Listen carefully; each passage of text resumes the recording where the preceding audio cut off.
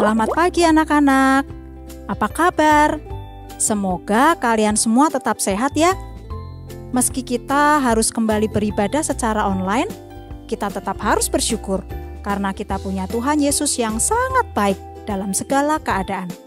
Tuhan Yesus menyayangi kalian semua, baik yang tinggal di BSD, di Jakarta, di luar kota, maupun yang tinggal di luar negeri, dan juga mengasihi kalian yang tinggal di kampung atau di desa. Nah, Lause mau ajak kita semua untuk menyanyikan lagu Yesus Cinta Semua Anak. Nanti kita ganti juga ya kata anaknya dengan kata bangsa ya.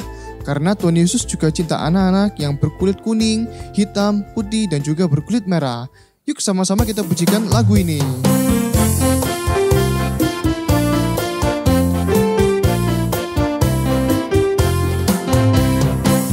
Yesus cinta semua anak di dunia. Kuning, putih, dan hitam semua dicinta Tuhan. Yesus cinta semua anak di dunia. Yesus cinta semua anak di dunia. Kuning, putih, dan hitam semua dicinta Tuhan. Yesus cinta semua anak di dunia. Yesus cinta semua bangsa di dunia. Kuning, putih, dan hitam semua dicinta Tuhan. Yesus cinta semua bangsa di dunia. Yesus cinta semua bangsa di dunia. Kuning, putih, dan hitam semua dicinta Tuhan. Yesus cinta semua bangsa di dunia. Mari bersama-sama kita berdoa. Bapa kami yang ada di surga, kami bersyukur kepadamu karena kami semua anak-anakmu boleh berkumpul di tempat kami masing-masing untuk melaksanakan ibadah online. Kiranya Engkau berkati jaringan kami, Engkau berkati kami ibadah kami dari awal sampai akhir, supaya ibadah ini bisa menjadi berkat bagi setiap kami ya Tuhan. Terima kasih Tuhan Yesus, dalam nama-Mu kami telah berdoa dan bersyukur. Haleluya, amin. Nah, hari ini Tuhan memberikan kita kesempatan untuk memberikan persembahan buat Tuhan. Persembahan ini kita berikan bukan karena Tuhan gak punya apa-apa ya, tapi persembahan ini sebagai ungkapan syukur kita kepada Tuhan yang sudah sangat baik kepada kita, memberkati kita, bahkan mau menyelamatkan kita. Kalian bisa minta tolong papa atau mama untuk scan QR Code di sini, atau bisa juga transfer ke rekening gereja GKY BSD. Lause selalu berdoa kalian semua bukan hanya memberikan persembahan uang buat Tuhan, tetapi kalian bisa mempersembahkan hidup kalian untuk Tuhan. Salah satu caranya adalah dengan membagikan cerita firman Tuhan kepada teman-teman kalian, karena masih banyak teman-teman kalian yang belum kenal Tuhan Yesus. Yuk kita berikan persembahan dan nyanyikan lagu Get Up, Get Up untuk mengingatkan kita untuk bagikan cerita firman Tuhan kepada semua orang.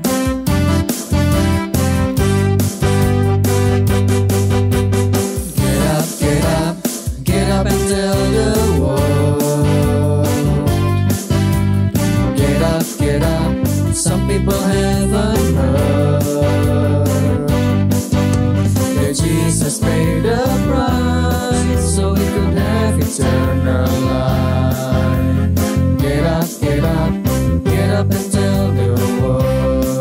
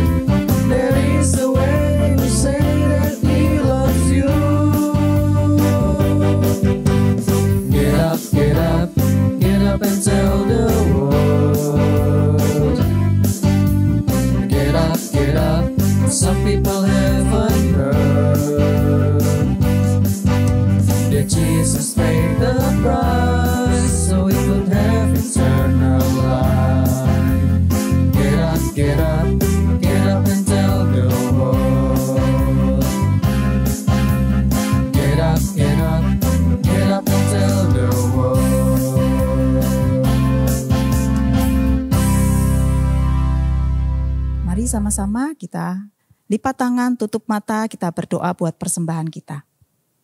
Bapa yang baik, kami bersyukur, kami berterima kasih Tuhan baik buat kami.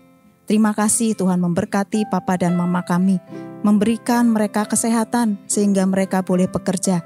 Dan hari ini kami boleh memberikan persembahan buat Tuhan. Kami mohon Tuhan kiranya yang akan pakai persembahan kami ini untuk boleh memberkati pekerjaan Tuhan. Tetapi lebih dari itu Tuhan, kami berdoa mohon Tuhan sendiri yang akan pakai hidup kami untuk boleh menjadi berkat buat banyak orang. Kami menyerahkan hidup kami, waktu kami sepenuhnya hanya ke dalam tangan Tuhan. Tuhan kiranya pakai untuk boleh menyenangkan hati Tuhan. Di dalam nama Tuhan Yesus kami berdoa dan kami bersyukur. Amin. Sekarang waktunya kita mendengarkan firman Tuhan. Kita mau siapkan hati kita pujikan lagu Alkitab Buku Terindah.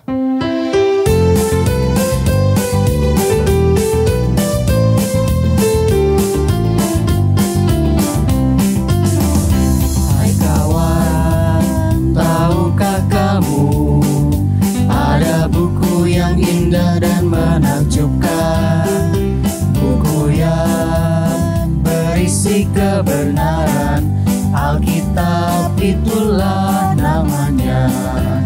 Alkitab buku terindah, surat cinta dari Tuhan untukku dan untukmu dan semua orang. Alkitab buku terindah, beritakan keselamatan, karya Tuhan Yesus yang mulia.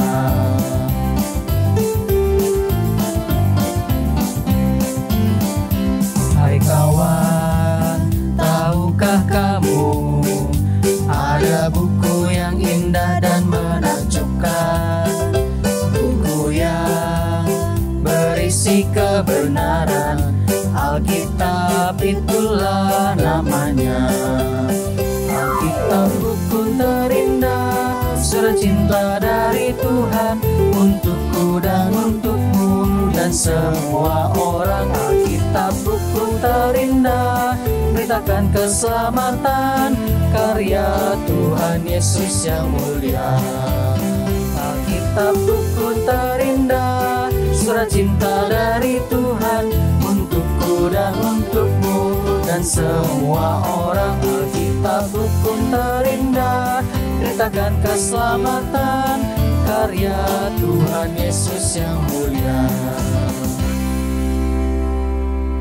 Mari adik-adik kita bersama-sama melipat tangan kita berdoa.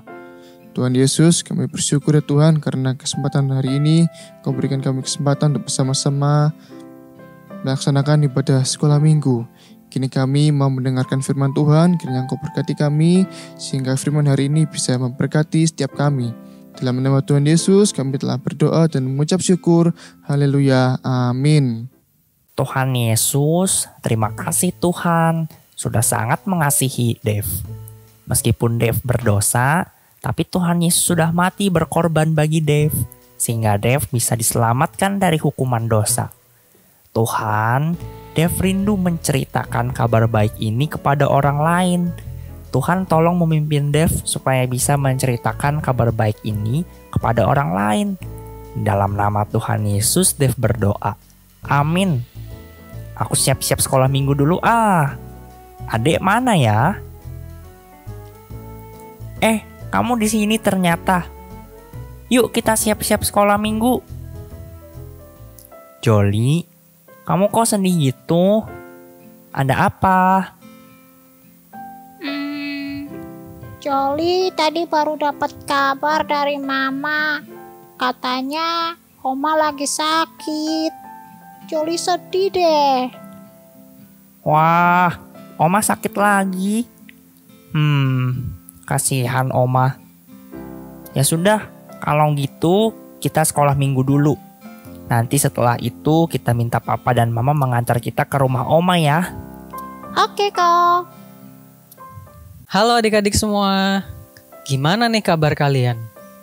Losa harap kalian baik-baik saja ya di rumah. Nah, adik-adik, bulan Juli ini kita sementara waktu beribadah kembali secara online ya. Karena kasus COVID sedang naik lagi. Nah, kalian di rumah tetap jaga protokol kesehatan. kalau kalian merasa gak enak badan, segera kasih tahu papa mama supaya kalian bisa segera diobati. Oke? Nah, sebelum kita mulai cerita hari ini, Lause mau tanya dulu ke kalian. Kalian masih ingat gak bagaimana kehidupan dari gereja mula-mula? Oke, good. Pertama, gereja mula-mula adalah kumpulan umat Allah yang belajar untuk hidup kudus. Mereka terus berjuang untuk setia menaati firman Tuhan dan pengajaran para rasul. Yang kedua, gereja mula-mula sangat giat untuk melayani orang lain. Mereka sampai membagi-bagikan harta milik mereka, supaya mereka bisa menolong orang lain yang membutuhkan bantuan. Dan yang ketiga, gereja mula-mula punya kerinduan yang sangat besar untuk mengabarkan Injil atau kabar baik tentang Tuhan Yesus. Nah, hari ini Lause mau lanjutin cerita dari kitab Kisah Para Rasul. Lause mau ceritain ke kalian tentang seorang pejabat dari kerajaan lain yang akhirnya bertobat karena mendengar Injil. Yuk kita buka Alkitab kita di Kisah Rasul pasal 8 ayat 26 sampai ke 40. Kita buka dari Kisah Para Rasul pasal ke-8 ayat 26 sampai ayatnya yang ke-40. Kalian siap untuk belajar dari firman Tuhan? Oke, let's go. Pada suatu hari, seorang dari salah satu rasul bernama Filipus mendengar malaikat Tuhan berkata kepadanya, "Filipus, bangun dan pergilah ke sebelah selatan, menurut jalan yang turun dari Yerusalem ke daerah yang bernama Gaza." Kenapa ya malaikat Tuhan memerintahkan Filipus untuk pergi ke sana? Adik-adik, ternyata Tuhan memimpin Filipus untuk berjumpa dengan seorang pejabat dari kerajaan lain, yaitu dari daerah Ethiopia. Nah, adik-adik, saat ini Ethiopia adalah salah satu negara yang terletak di daerah Afrika. Nah, adik-adik, pejabat ini sedang menuju perjalanan untuk beribadah ke Yerusalem. Pejabat ini juga disebut sebagai Sida-Sida. Sida-Sida adalah orang yang melayani di dalam kerajaan. Pada ayat 27 dicatat bahwa Sida-Sida ini melayani sebagai kepala perbendaharaan atau orang yang mengelola segala harta benda dan kekayaan dari ratu negeri Ethiopia. Dan ketika Sida-Sida itu sedang dalam perjalanan pulang, dia duduk dalam kereta kudanya sambil membaca sebuah kitab dari Perjanjian Lama, yaitu kitab Yesaya. Bagian dari kitab Yesaya yang dibaca oleh Sida-Sida Ethiopia itu berbunyi begini: "Seperti seekor domba, ia dibawa ke pembantaian, dan seperti anak domba yang keluh di depan orang yang menggunting bulunya, demikianlah ia tidak membuka mulutnya. Dalam kehinaannya berlangsunglah hukumannya. Siapakah yang akan menceritakan asal-usulnya? Sebab nyawanya diambil dari bumi." Lalu Roh Kudus berkata begini kepada Filipus, "Filipus, pergilah mendekat ke kereta kuda itu." Mendengar itu, Filipus taat pada pimpinan Roh Kudus.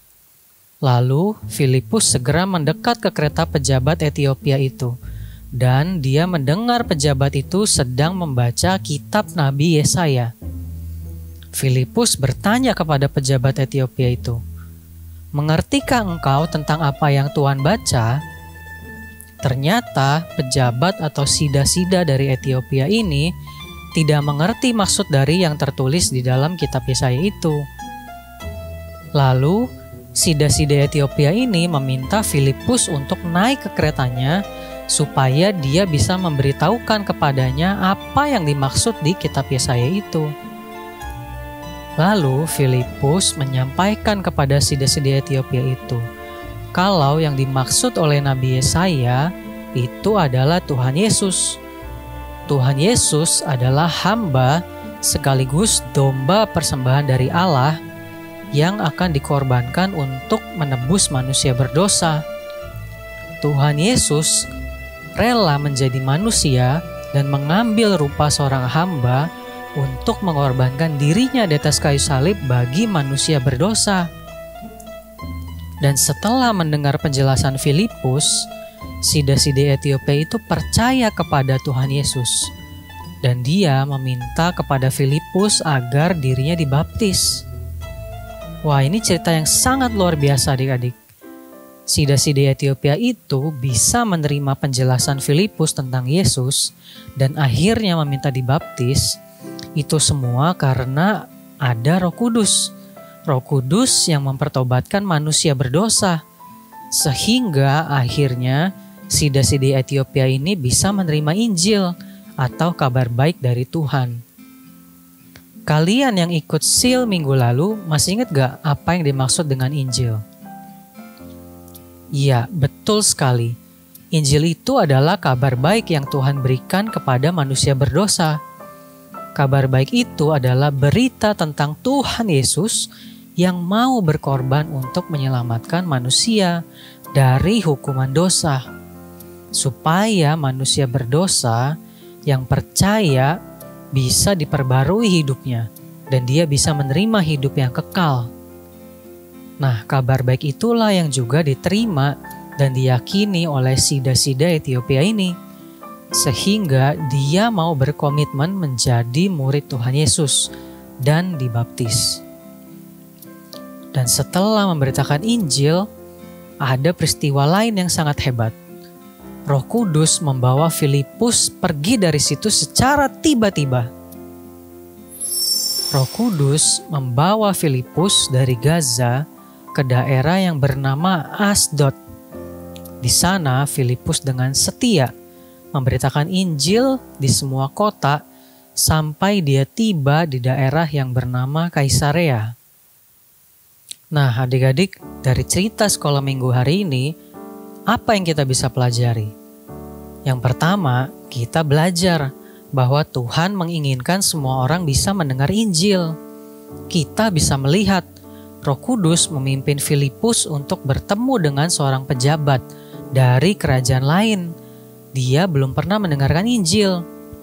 Para rasul sebelumnya yakin kalau Injil itu hanya untuk orang-orang Yahudi. Namun Roh Kudus memperlihatkan kepada mereka bahwa orang-orang yang bukan Yahudi juga bisa bertobat dan menerima Injil. Maka dari itu adik-adik, ketika kita mendengar Injil, kita juga bisa percaya kepada Tuhan Yesus, walaupun kita bukan dari keturunan orang-orang Yahudi. Nah, kalau Tuhan Yesus rindu supaya semua orang bisa mendengarkan Injil, adik-adik mau gak hidup kalian dipakai Tuhan untuk menyampaikan kabar baik dari Tuhan ini kepada orang yang belum mendengarkan Injil? Adik-adik, memberitakan Injil itu adalah tugas semua umat Tuhan atau tugas semua anggota gereja. Jadi, memberitakan Injil itu bukan hanya tugas pendeta atau hamba Tuhan. Nah, itu sebabnya kita semua punya tugas yang penting untuk memberitakan Injil melalui perkataan dan perbuatan kita kepada orang lain, supaya orang lain bisa mengenal siapa Tuhan Yesus. Nah, yang ketiga, kita tahu bahwa Roh Kudus juga hadir dan memimpin Filipus untuk memberitakan Injil. Nah, hari ini Roh Kudus juga masih terus hadir dan memimpin umat percaya di zaman ini loh. Apa tandanya Roh Kudus hadir di dalam diri kita? Salah satunya, Roh Kudus memberikan dorongan kepada kita untuk bisa mengasihi orang lain. Selain itu, Roh Kudus juga akan terus membimbing kita supaya kita bisa menaati firman Tuhan. Nah, lalu respons kita gimana? Respons kita adalah belajar taat untuk dipimpin Roh Kudus setiap hari. Kalian bisa nih ketika bangun pagi, kalian berdoa begini sama Tuhan. Tuhan, tolong pimpin saya menjadi murid-Mu yang setia melalui pimpinan Roh Kudus. Jolly, Koko tadi belajar banyak deh dari cerita hari ini. Oh iya, Oma kan belum percaya kepada Tuhan Yesus. Kita ceritain tentang Tuhan Yesus ke Oma yuk. Kita berdoa semoga Oma bisa percaya Tuhan Yesus. Wah, ide bagus tuh kok. Jolly juga mau ceritain firman Tuhan hari ini ke Oma ah. Oke, ya udah kita ajak papa mama ke rumah Oma yuk. Asik, ayo kok. Nah adik-adik, sekarang ayo kita menghafal ayat hafalan kita bulan ini. Ayat hafalan kita terambil dari Roma 10 ayat 17. Roma 10 ayat ke-17. Nah sekarang ikuti gerakan lause ya. Roma 10 ayat 17. Jadi iman timbul dari pendengaran, dan pendengaran oleh firman Kristus. Kita ulang sekali lagi ya. Roma 10 ayat 17. Jadi iman timbul dari pendengaran, dan pendengaran oleh firman Kristus. Nah, kalian semua hebat. Nah, cerita hari ini sudah selesai. Lause yakin Roh Kudus akan selalu membimbing Lause dan kalian untuk menjadi murid Tuhan Yesus yang setia. Nah, ayo kita berdoa. Kita lipat tangan, kita tundukkan kepala, kita tutup mata kita. Tuhan Yesus, terima kasih untuk firman Tuhan yang Kau sampaikan hari ini. Tuhan, kami rindu menjadi murid-Mu yang setia untuk memberitakan Injil kepada orang-orang yang belum percaya. Tuhan, biarlah Roh Kudus juga boleh hidup di dalam kami, supaya Roh Kudus juga boleh terus memimpin hidup kami, agar hidup kami boleh semakin kudus dan semakin berkenan kepadamu. Dengarlah doa kami ya Tuhan, demi nama Tuhan Yesus kami berdoa. Amin. Nah adik-adik, sekarang kita akan melanjutkan kreativitas ya. Sampai jumpa minggu depan. Tuhan Yesus memberkati. Bye-bye. Anak-anak, kalian sudah beribadah dengan baik ya hari ini? Sudah dengar cerita firman Tuhannya dengan baik? Nah, sekarang waktunya kita mengerjakan aktivitas yang akan mengingatkan kita pada cerita firman Tuhan hari ini.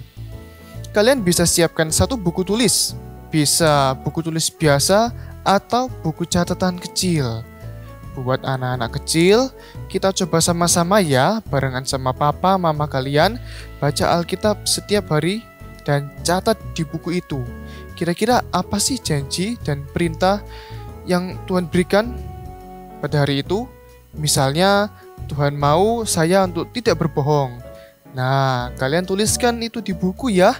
Kalian bisa terus tuliskan itu setiap hari dan berdoa minta tolong supaya kalian bisa melakukan firman Tuhan ini dalam hidup kalian. Buat anak-anak kelas besar, kalian juga siapkan buku catatan. Setiap hari, setelah kalian bersaat teduh, berdoa, dan minta Tuhan pimpin sepanjang hari, dan minta Tuhan beri kepekaan. Kira-kira Tuhan mau kalian melakukan apa sih hari ini? Dan catat itu dalam buku kalian dan doakan. Nah, misalnya, Tuhan mau kalian berbagi makanan dengan teman sebangku. Catat itu dalam buku, doakan, dan minta mama untuk menyiapkan bekal satu lagi untuk teman kalian. Atau mungkin di hari lain, Tuhan mau kalian berdoa untuk seorang kakek tetangga yang sedang sakit. Catat itu dalam buku dan doakan. Lakukan seperti itu terus-menerus setiap hari ya. Ini untuk melatih kepekaan dan ketaatan kalian pada pimpinan Roh Kudus, seperti yang terjadi pada Filipus yang kisahnya kita dengar hari ini. Selamat mengerjakan ya. Sampai ketemu minggu depan. Tuhan Yesus memberkati kita semua.